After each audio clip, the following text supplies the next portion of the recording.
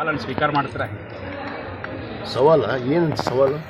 ಈಗ ಅವರು ರಾಜ್ಯದಿಂದ ಹೇಳಕತ್ತಾರ ಅಲ್ಲಿ ಅಕ್ರಮಗಳು ಮಾಫಿಯಾ ಮಾಡಿದ್ರೆ ಇಂಥವ್ರಿಗೆಲ್ಲ ಸಚಿವ ಸ್ಥಾನ ಕೊಟ್ಟರು. ಅದಕ್ಕೆ ನಾನು ಈ ಹಿಂದೆ ತಾವು ಮಾತಾಡಿದ್ದಕ್ಕೆ ನಾ ಸವಾಲು ಸ್ವೀಕರಿಸ್ತೀನಿ ಅಂತ ಈ ರೀತಿ ಅವ್ರಿಗೆ ನಾವು ದಮ್ಮಿದ್ರೆ ಉಸಿಗಿನ ಪಾಯಿಂಟ್ ಎಲ್ಲಿದಾವ ಅಲ್ಲಿ ಕರ್ಕೊಂಡು ಹೋಗಿದ್ವಿ, ದಮ್ಮಿದ್ರೆ ಅಲ್ಲಿ ಸ್ಥಳಕ್ಕೆ ಬರ್ತಾರ ಅವ್ರು ಸಚಿವರು ಅಂತ ಸವಾಲು ಹಾಕಿದ್ದಾರೆ. ಬಹಿರಂಗ ನನಗೆ ಮಾತ್ರವಾದ ಜವಾಬ್ದಾರಿಯನ್ನು ಇವತ್ತು ಮಾನ್ಯ ಮುಖ್ಯಮಂತ್ರಿಗಳು ನಮ್ಮ ಸರ್ಕಾರ ಕೊಟ್ಟಿದೆ.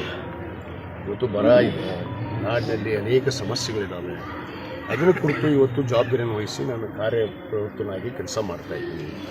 ಬರಗಾಲದ ಭೇಟಿಯನ್ನು ಕೊಟ್ಟಿದ್ದೀನಿ ಜಿಲ್ಲೆಯಲ್ಲಿ, ಅವರಿಗೆ ಪರಿಹಾರ ಕೊಡಿಸುವಂಥದ್ದು ಏನು 20 ಕೋಟಿ ಅನುದಾನ ಅವರಿಗೆ ಏನು ವಿಮೆ ಆಗಿರ್ಬೋದು ಮತ್ತು ಇನ್ಶೂರೆನ್ಸ್ ಬಾಕಿ ಇತ್ತು ಅದನ್ನು ಇವತ್ತು ಕೊಡಿಸುವಂಥ ರೈತರಿಗೆ ಕೆಲಸ ಮಾಡ್ತಾಯಿದ್ದೀನಿ.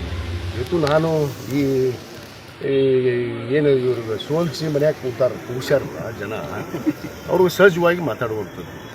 ಅದಕ್ಕೆ ಅವ್ರಿಗೆ ಪದೇ ಪದೇ ನಾವು ಉತ್ತರ ಕೊಡೋಕ್ಕೆ ಹೋಗೋದಿಲ್ಲ. ಯಾಕಂದರೆ ಈಗಾಗಲೇ ನಿರ್ಧಾರ ಮಾಡಿದ್ದೀನಿ, ನಾನು ಎಲ್ಲವನ್ನ ತ್ಯಾಗ ಮಾಡಿ ನನ್ನ ಗುರಿ ಏನು, ರೈತರು, ಈ ನಾಡಿನ ಜನತೆ, ಎಲ್ಲ ಸಮುದಾಯಕ್ಕೂ ಕೂಡ ನ್ಯಾಯವನ್ನು ಒದಗಿಸಬೇಕು ಅನ್ನೋದು ನಮ್ಮ ಗುರಿ, ನಮ್ಮ ಮುಖ್ಯಮಂತ್ರಿಗಳು. ಆದ ಕಾರಣ ಅವ್ರು ಏನೇ ಟೀಕೆ ಟಿಪ್ಪಣಿ ಮಾಡ್ಬೋದು. ಸಹಜವಾಗಿ ಪ್ರಜಾಪ್ರಭುತ್ವದಲ್ಲಿ ಎಲ್ಲರಿಗೂ ಕೂಡ ಹಕ್ಕಿದೆ. ಅದನ್ನು ವಿನಾಕಾರಣ ಆರೋಪಗಳನ್ನು ಮಾಡೇ ಬರ್ತಾ ಇದ್ದಾರೆ. ಅದಕ್ಕೆ ನಾನು ತಲೆ ಕೆಡಿಸ್ಕೊಳ್ಳೋದಿಲ್ಲ. ಅವ್ರು ಏನು ಹೇಳಿದರೂ ಕೂಡ ನಾನು ಸಂತೋಷವಾಗಿ ಸ್ವೀಕಾರ ಮಾಡ್ತೀನಿ. ಆದರೆ ಅವ್ರಿಗೆ ಜನಕ್ಕೆ ಗೊತ್ತಿದೆ, ನನ್ನ ಕ್ಷೇತ್ರದ ಜನತೆ ಇವತ್ತು ಯಾಕೆ ಅವ್ರನ್ನ ಅಭಿವೃದ್ಧಿ ಮಾಡಿದರೆ, ಒಳ್ಳೆ ಕೆಲಸ ಮಾಡಿದರೆ ಅವ್ರನ್ನ ಯಾಕೆ ಸೋಲಿಸ್ತಿದ್ರಪ್ಪ, ಅದನ್ನೇ ತಿಳ್ಕೊಬೇಕು. ದೊಡ್ಡ ಓಟಿಗೆ ಮತ್ತೆ ಇದರಿಂದ ಮಾತ್ರ